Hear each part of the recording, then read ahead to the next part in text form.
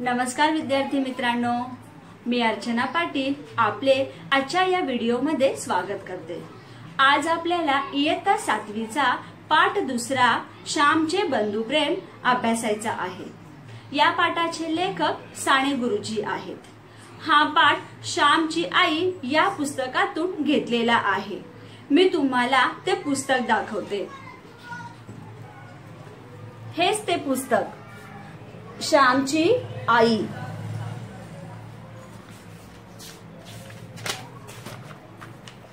हे साने गुरुजी। साने गुरुजी जसे सुप्रसिद्ध लेखक आहेत तसेच ते कवी आणि गीतकार सुद्धा आहेत। त्यांची अनेक गीते प्रसिद्ध आहेत। मी तुम्हाला काही गीते सांगू इच्छिते। जसे खरा तो एकची धर्म जगाला प्रेम अर्पावे, त्याचबरोबर बलसागर भारत ओहो, बलसागर भारत ओहो, विश्वात शोभुनी राहो, अशी त्यांची बरेच गीते प्रसिद्ध आहेत। जर सर्व गीते मी तुम्हाला सांगायला गेली तर आपला हा पाठ मागे राहील। आपण थोडं पाठाकडे वळूया। प्रस्तुत पाठात लहान भावंडाविषयी असलेले प्रेम, जिव्हाळा, आईची शिकवण याचे हृदयस्पर्शी वर्णन केलेले आहे। बच्चों, इस पाठ में क्या बताया गया है? इस पाठ में अपने छोटे भाई के प्रति प्रेम, आई के जो संस्कार है उसी का वर्णन इस पाठ में किया गया है। आपण या पाठाची प्रस्तावना पाहूया।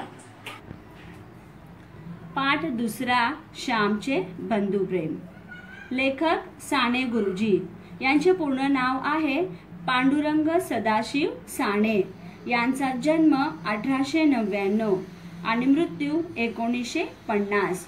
साने गुरुजींनी कथा, कविता, कादंबऱ्या असे विपुल ललित लेखन तसेच वैचारिक लेखन केलेले आहे। साने गुरुजींचे अनेक कथा आणि कविता अशा प्रसिद्ध आहेत। श्यामची आई, धडपडणारी मुले, भारतीय संस्कृती, गोड गोष्टी, सुंदर पत्रे इत्यादी त्यांची पुस्तके प्रसिद्ध आहेत। हे त्यांनी लिहिलेली ही पुस्तके आहेत आणि ही पुस्तके अतिशय प्रसिद्ध झाली होती। बच्चों, ये बुक के नाम है, ये बुक उन्होंने लिखा था और ये बुक उनकी बहुत प्रसिद्ध हुई थी। श्यामची आई या पुस्तकातून हा पाठ घेतलेला आहे।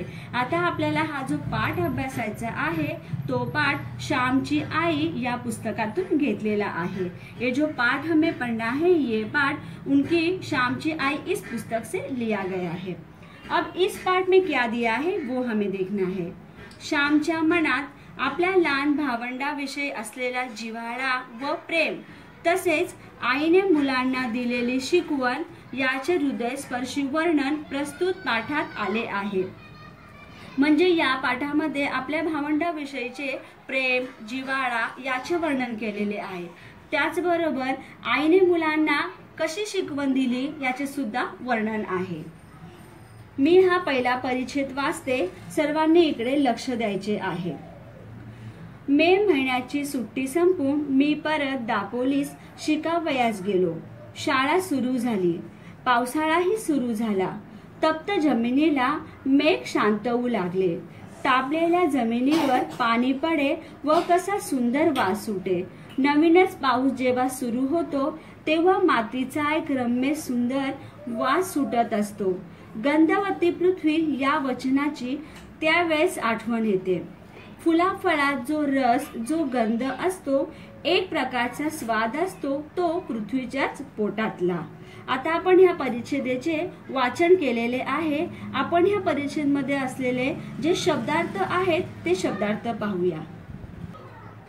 तप्त, गरम, गंध, सुवास, स्वाद, चव।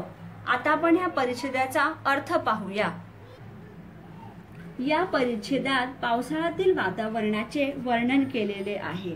ज्या प्रकारे आपली शाळा जून मध्ये सुरू होते तसेच इथे लेखकाची शाळा सुद्धा जून मध्ये सुरू झालेली आहे। आता लेखक मे महिन्याची सुट्टी संपून दापोलीस शिकावयास येतात। आता दापोली म्हणजे मध्य कोकणातील एक तालुक्याचे गाव, येथे लेखक शिकण्यासाठी येतात। पावसाळाही सुरू झाला आणि आता पावसाळा सुरू झालेला आहे। तप्त जमिनीला मेघ शांत होऊ लागतात। आता तप्त जमीन म्हणजे गरम झालेली जमीन। मे महिन्यामध्ये खूप ऊन पडते, त्याच्यामुळे जमीन ही अतिशय गरम होते आणि त्याच्यानंतर पावसाळा सुरू होतो। मग पावसाळा सुरू झाल्यावर मेघ म्हणजेच काय, ढगातून पाणी येते, त्याच्यामुळे तप्त जमीन ही शांत होते। तापलेल्या जमिनीवर पाणी पडे व कसा सुंदर वास सुटे। आता जमीन ही तापलेली असते आणि पाणी पडे म्हणजे पाऊस पडतो। जेव्हा पाऊस पडतो तेव्हा जमिनीतून सुंदर असा वास म्हणजे सुगंध येत असतो। नवीनच पाऊस जेव्हा सुरू होतो तेव्हा मातीचा एक रम्य सुंदर वास सुटत असतो। आता जेव्हा पहिला पाऊस पडतो मातीमध्ये ते पाणी मिसळते तेव्हा मातीमधून एक सुंदर असा रम्य असा सुगंध येत असतो, वास येत असतो। गंधवती पृथ्वी या वचनाची त्यावेळेस आठवण येते। आता इथे लेखकाला गंधवती पृथ्वी या वचनाची आठवण येते। आता गंधवती पृथ्वी म्हणजेच काय तर पाऊस जमिनीवर पडल्यावर मातीचा वास येतो, म्हणून पृथ्वीला गंधवती पृथ्वी असे म्हटले जाते। मग तेव्हा फुलाफळामध्ये जो रस, जो गंध असतो, एक प्रकारचा स्वाद असतो, तो पृथ्वीच्याच पोटातला। म्हणजेच आपण पाहतो की फुलांमध्ये वेगवेगळे रंग असतात, फळांमध्येही वेगवेगळा स्वाद असतो, तो आपल्याला कुठून मिळत असतो तर तो पृथ्वीच्याच पोटातला। अशा प्रकारे लेखकाने येथे पहिल्या परिच्छेदामध्ये वर्णन केलेले आहे। बच्चों, हमने इस पहले परिच्छेद में क्या पढ़ा है कि अभी स्कूल लेखक की शुरू हो गई है और लेखक स्कूल पढ़ने के लिए वापस से दापोली इस गांव में आ जाते हैं। उसके बाद उन्होंने यहाँ पे जमीन का वर्णन, पृथ्वी का वर्णन उन्होंने यहाँ पर किया है। जमीन गर्म हो जाती है जब गर्मी होती है तब, लेकिन जब बादल आते हैं, बादल में से पानी आते हैं, तब उस मिट्टी को जब पानी मिलता है तो उसमें से एक सुंदर सी खुशबू आती है, तो उसी का वर्णन उन्होंने यहाँ पे किया है। साथ साथ उन्होंने ये भी बताया कि उन्हें गंधवती पृथ्वी इस वचन की याद आती है, क्योंकि पृथ्वी में से खुशबू, मिट्टी में से खुशबू आने लगती है, इसीलिए उन्हें गंधवती पृथ्वी इस वचन की याद आती है। आता आपण पुढचा परिच्छेद पाहूया। घरून दापोलीस येताना या वेळेस मी एक निश्चय करून आलो होतो। सुट्टीत घरी असताना एके दिवशी लहान भाऊ नवीन सदऱ्यासाठी हट्ट धरून बसला होता। त्यावेळेस त्याची समजूत घालताना आई म्हणाली, तुझे अण्णादादा मोठे होतील, रोजगारी होतील, मग तुला 6 महिन्यांनी नवीन सदरा शिवतील, आता नको हट्ट धरू।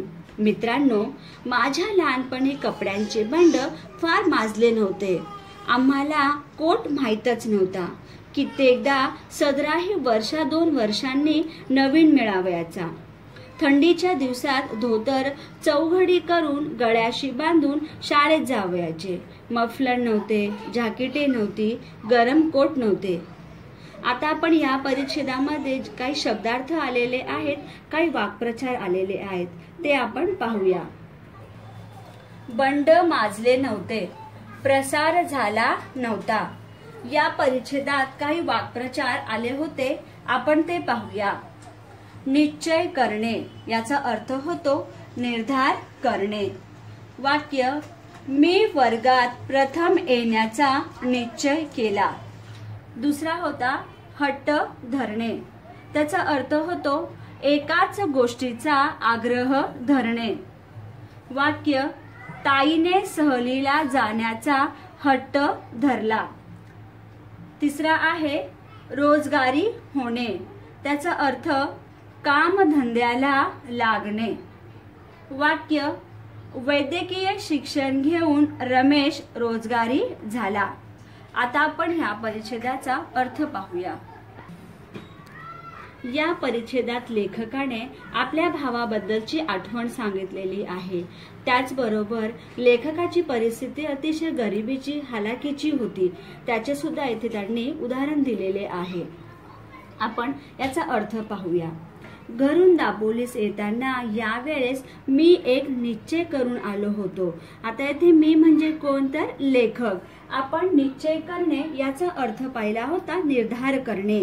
आता लेखक जेव्हा दापोलीस येतात तेव्हा तो एक निश्चय करून येतात, एक निर्धार करून येतात। सुट्टीत घरी असताना एके दिवशी लहान भाऊ नवीन सदऱ्यासाठी हट्ट धरून बसला होता।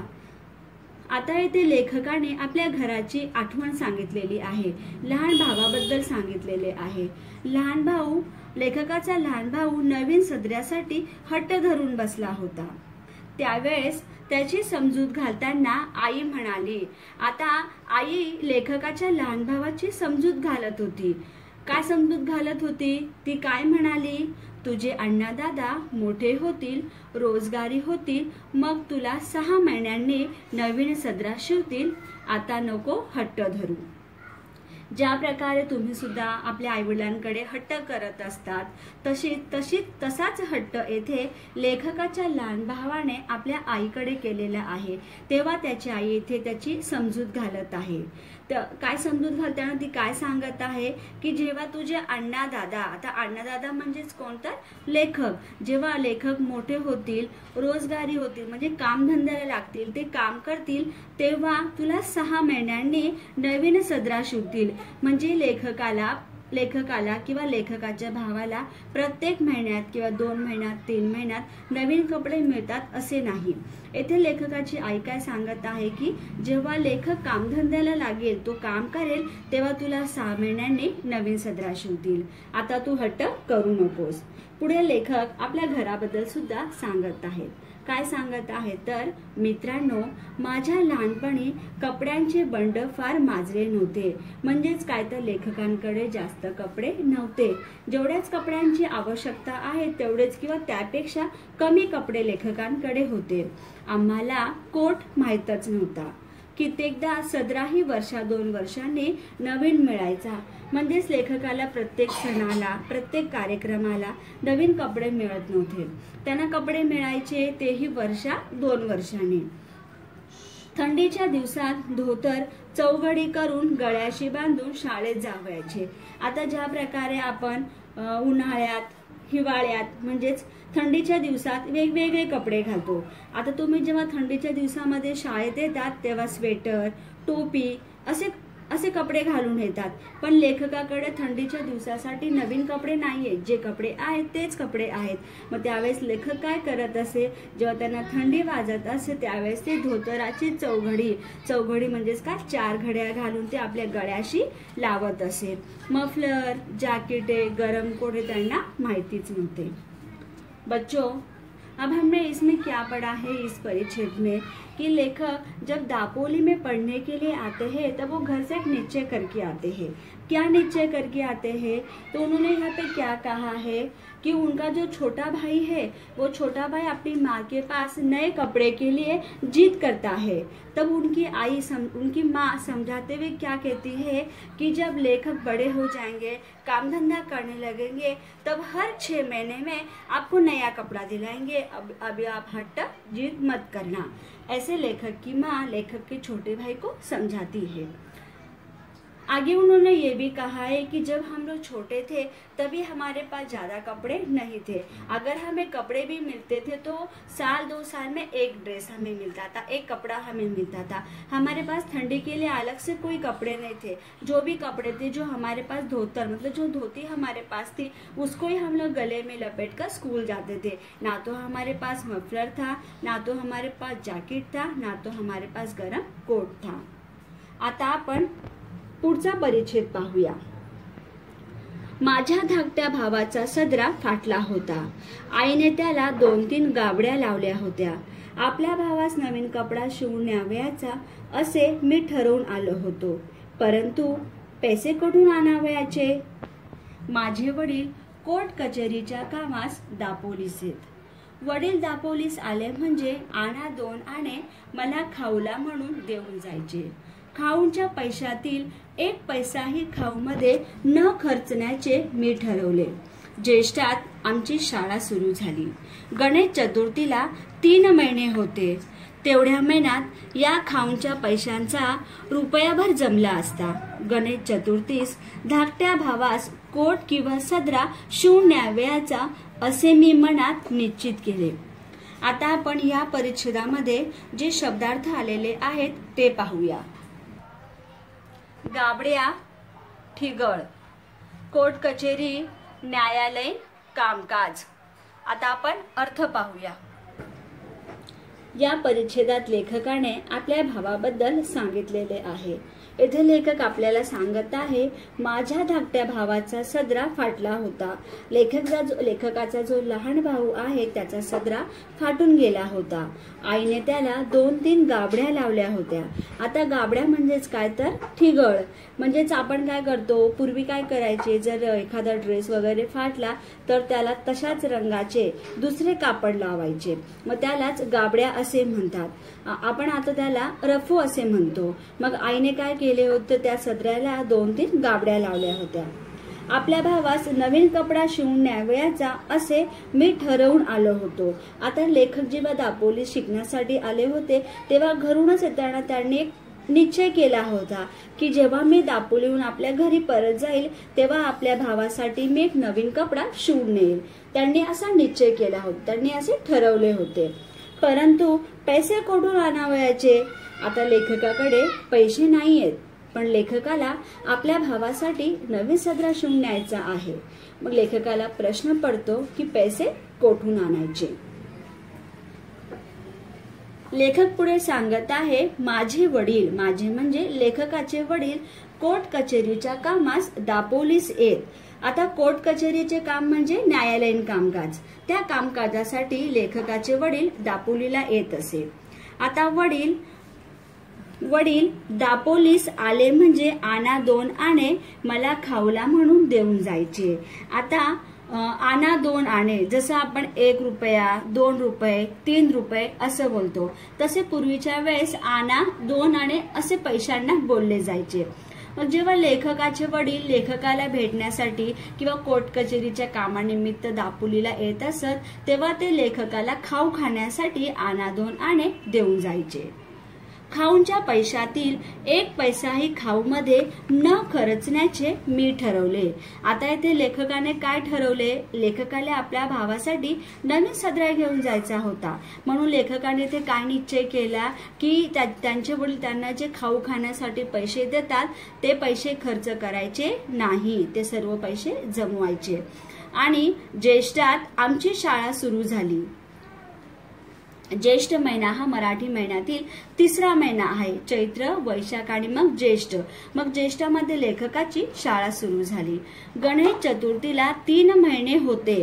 आता लेखकाला गणेश चतुर्थीला गावी जाण्यास मिळणार होते. मग लेखकांकडे 3 महिने होते. तेवढ्या महिन्यात या खाऊंच्या पैशांचा रुपयाभर जमला असता. आता लेखकाला जे खाऊसाठी पैसे मिळत होते त्याचा लेखकाने रुपयाभर पैसे जमवले असते. मग लेखक पुढे काय सांगत आहे, गणेश चतुर्थीस धाकट्या भावास कोट किंवा सदरा शिवून न्यावयाचा असे मी मनात निश्चित केले. मग लेखकाने इथे काय निश्चित केले की लेखकाचे वडील जर लेखकाला खाऊ खाण्यासाठी पैसे देत आहे ते पैसे न खर्चता गणेश चतुर्थीच्या वेळी जेव्हा लेखक गावी जातील तेव्हा आपल्या धाकट्या भावास म्हणजे लहान भावास सदरा शिवून न्यायचा असे लेखक येथे निश्चित करतात. बच्चों, हमने इसमें क्या पढ़ा है कि लेखक के वडील जब कोई काम से कोर्ट कचेरी के काम से, न्यायालयीन काम से जब दापोली में आते हैं तो लेखक को वो पैसे देते हैं. आना 2 आना, पहले आना 2 आना ऐसा बोला जाता था. तो वो लेखक को पैसे देते हैं खाऊ खाने के लिए, चीज खाने के लिए. तो लेखक क्या सोचते हैं कि मैं वो जो चीज खाने के लिए मुझे जो पैसे मिलते हैं मैं उसमें पैसे खर्च नहीं करूंगा, वो मैं सारे पैसे बचा के रखूंगा और अपने भाई के लिए मैं सदरा या मतलब शर्ट ले जाऊंगा। तो लेखक की स्कूल ज्येष्ठ में शुरू होती है, ये मराठी महीना है, और लेखक को गांव जाने कब मिलने वाला है? गणेश चतुर्थी में। तो लेखक के पास 3 महीना है।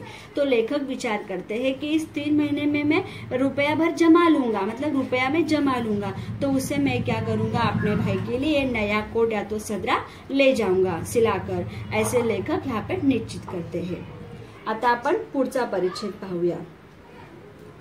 ध्येयावर डोळे होते, रोज पैसे मोजत होतो। गणेश चतुर्थी जवळ येत चालली, माझ्याजवळ 1 रुपया 2 आणे जमले होते। गौरी गणपतीला नवीन कपडे करतात, आपल्या गावातील मुलांना त्यांचे आईबाप नवीन कपडे शिवतील, परंतु माझ्या भावास कोण शिवील? माझ्या भावाला मी शिवून देईन। येथे लेखक आपल्याला काय सांगत आहे? त्या ध्येय म्हणजेच काय? लेखकाचे उद्दिष्ट। लेखकाचे ध्येय काय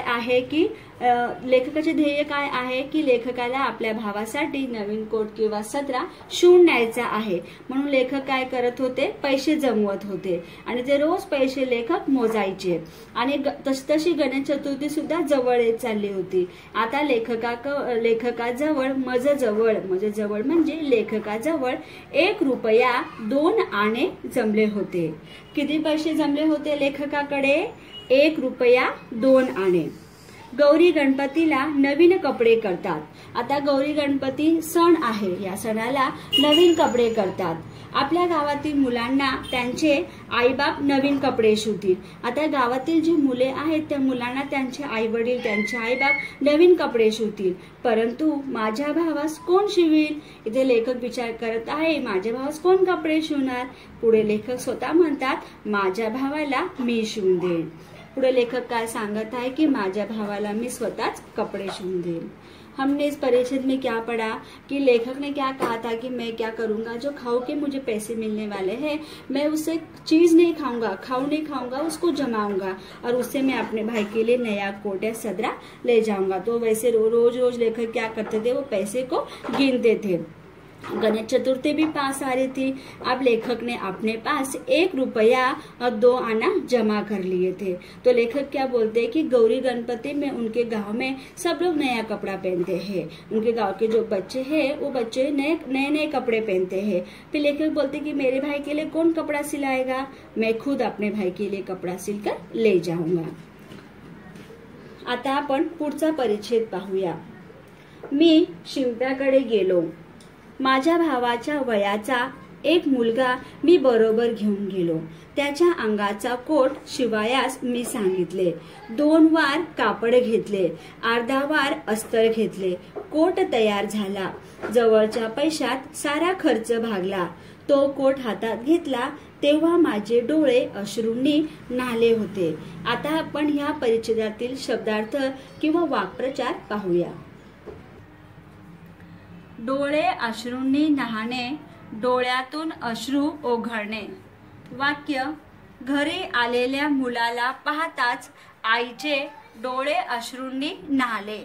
मी शिंप्याकडे गेलो। आता मी म्हणजे कोण? तर लेखक। आता लेखक शिंप्याकडे म्हणजेच टेलरकडे जातात। माझ्या भावाच्या वयाचा एक मुलगा मी बरोबर घेऊन गेलो। आता लेखकाला आपल्या भावासाठी सदरा किंवा कोट शिवायचा आहे, त्यामुळे लेखक काय करतो? शिंप्याकडे लेखकाच्याच भावाच्या वयाच्या एका मुलाला आपल्या बरोबर घेऊन जातो। त्याच्या अंगाचा कोट शिवावयास मी सांगितले आणि लेखक शिंप्याला सांगतो की याच्याच अंगाचा कोट शिवण्यास। 2 वार कापड घेतले। आता येथे लेखक 2 वार कापड घेतात। आता वार म्हणजेच काय? तर कापड इत्यादी मोजायचे पूर्वीचे परिमाण। येथे लेखक 2 वार कापड घेतात। अर्धा वार अस्तर घेतले। तुम्हा सर्वांना अस्तर म्हणजे काय ते माहिती आहे। आपण अस्तर कपड्याच्या आतून लावतो। कोट तयार झाला आणि कोट तयार होतो। जवळच्या पैशात सारा खर्च भागला। लेखकाकडे जेवढे पैसे होते तेवढ्या पैशांमध्ये कोट तयार झाला। तो कोट हातात घेतला तेव्हा माझे डोळे अश्रूंनी न्हाले होते. लेखकाने निश्चय केला होता की आपल्या भावासाठी नवीन कोट घेऊन जायचा आहे. भाऊ कोट पाहून अतिशय आनंदित होईल. जेव्हा लेखकाच्या हातामध्ये कोट येतो तेव्हा लेखक अतिशय आनंदित होतात आणि त्यांच्या डोळ्यातून अश्रू वाहू लागतात, म्हणजेच आनंदाचे अश्रू वाहू लागतात. बच्चों, हमने इस परिच्छेद में क्या पढ़ा है कि लेखक के पास अभी पैसा जमा हो गया है, तो लेखक क्या करते हैं, टेलर के पास जाते हैं उसके भाई के लिए कोट या सदरा सिलने के लिए. अब लेखक क्या करते हैं, लेखक के भाई के ही एज का, जैसे लेखक के भाई की एज है, हाइट है, वैसे ही बराबर एक बच्चे को वो अपने साथ लेकर जाते हैं और टेलर को उसका माप दे के कहते हैं कि कोट सिलने के लिए. अब लेखक 2 बार कापड़ लेते हैं, आधा बार अस्तर लेते हैं और इस तरह से कोट तैयार हो जाता है. अब लेखक के पास जितने पैसे थे उतने सारे पैसों में जो खर्चा हुआ था कोट का वो पूर्ण होता है, मतलब लेखक को पैसे कम नहीं पड़ते हैं. लेकिन जब लेखक के हाथ में कोट तैयार हो जाता है, कोट सिलकर लेखक के हाथ में जब आता है, तब लेखक अत्यधिक खुश हो जाते हैं और खुशी से उनके आंखों से आंसू आने लगते हैं, वो एकदम खुश हो जाते हैं. आता आपण पुढचा परिच्छेद पाहूया. मी घरी जाण्यास निघालो. मी ज्यांच्याकडे राहिलो होतो ते म्हणाले, पावसा पाण्याचा जाऊ नकोस, नदी नाल्यांना पूर आले असतील. पिसईचा पर्या, सोंडेघरचा पर्या यांना उतार नसेल, आमचे ऐक.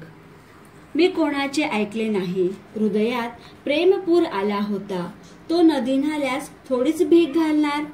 आता आपण ह्या परिच्छेदातील शब्दार्थ पाहूया.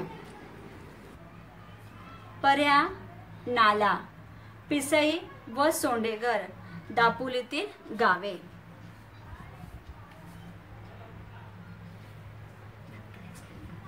आता येथे काही विराम चिन्हे सुद्धा आलेली आहेत. पूर्णविराम, जेव्हा वाक्य आपले पूर्ण होते तेव्हा आपण पूर्णविरामचा वापर करतो. स्वल्पविराम, आपण स्वल्पविरामाचा वापर केव्हा करतो, जेव्हा आपल्याला वाक्यामध्ये थांबायचे असेल तेव्हा आपण स्वल्पविरामाचा वापर करतो.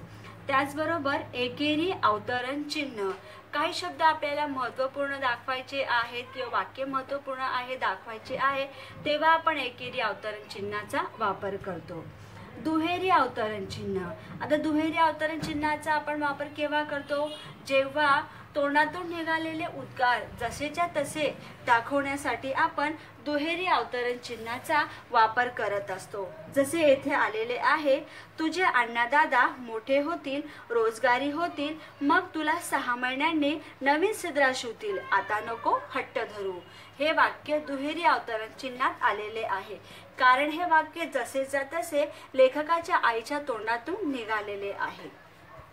त्याचबरोबर संयोग चिन्ह सुद्धा आलेले आहे. 2, 3 यामध्ये आपण येथे संयोग चिन्हाचा वापर करतो. येथे प्रश्नचिन्हही आलेले आहे. लेखकाने विचार केला होता की पैसे कुठून आणायचे, तेव्हा प्रश्नचिन्हाचा वापर केलेला आहे. त्याचबरोबर अर्धविराम, जेव्हा 2 छोटी छोटी वाक्य आपण जोडतो, म्हणजे उभ्यान्वी अव्ययाने आपण जेव्हा 2 छोटी छोटी वाक्य जोडत असतो तेव्हा उभ्यान्वी अव्ययाच्या अगोदर आपण अर्धविरामाचा वापर करतो. अशा प्रकारे आता कोट शिवून तयार झालेला आहे. मग लेखकाला तो कोट घेऊन घरी जायचे आहे, म्हणून लेखक काय करतात, घरी जाण्यास निघतात. आता मी ज्यांच्याकडे राहिलो होतो ते म्हणाले. आता लेखक ज्यांच्याकडे राहत होते ते लेखकाला काय म्हणाले की पावसा पाण्याचा जाऊ नकोस, नदी नाल्यांना पूर आले असतील. पावसाचे दिवस आहेत त्याच्यामुळे तो पावसामध्ये बाहेर जाऊ नकोस. जे नदी नाले आहेत त्यांना पूर आले असतील, म्हणजे नदी नाले पाण्याने फुल भरले असतील. पिसईचा पर्या, सोंडेघरचा पर्या यांना उतार नसेल. आता पर्या म्हणजेच काय, नाला, आणि पिसई आणि सोंडेघर हे दापोलीतील गावे आहेत, त्यांना उतार असेल, म्हणजे त्यांच्यामध्ये भरपूर पाणी असेल, आमचे ऐक. ते असं लेखकाला सांगतात. हमने इसमें क्या पढ़ा था कि अभी लेखक के पास कोट तैयार हो गया है. अब लेखक को वो कोट लेकर अपने गांव जाना है. अब लेखक जिनके पास रहते हैं वो लेखक को क्या कहते हैं कि बरसात के दिन है, बरसात के दिनों में आप बाहर मत निकलो, मतलब गांव मत जाओ, नदी में पानी आया, नदी पानी से भरी होगी और ये नालों का नाम है, ये पर्या और ये पर्या ये नाला है. अब पिसई और ये सोंडेघर ये गांव का नाम है, तो उसमें बहुत सारा पानी जमा हो गया होगा, आप गांव मत जाओ. पुढे लेखक सांगत आहे, मी कुणाचे ऐकले नाही. लेखकाने कुणाचेच ऐकले नाही. लेखकाच्या हृदयामध्ये प्रेम होते, हृदयात प्रेमपूर आला होता. तो प्रेमपूर नद्या नाल्यास थोडीच भीक घालणार, म्हणजे लेखक नदी नाल्यांना घाबरणार नव्हते, भिणार नव्हते. लेखकाकडे कोट तयार झाला होता, त्यामुळे लेखकाला आपल्या भावाला तो कोट द्यायचा होता. आता आपण हा जो उरलेला पाठ आहे, तो उरलेला पाठ आपण पुढच्या वीडियोमध्ये पाहूया. बच्चों, हमारा जो बचा हुआ पाठ है वो हम अगले वीडियो में देखते हैं. तो अभी आप लोगों को क्या करना है, हमने फलक पे जो शब्दार्थ, वाक्य प्रचार और जो विराम चिन्ह जो लिखा है उसको आप लोगों को क्या करना है, अपनी बुक में लिखना है.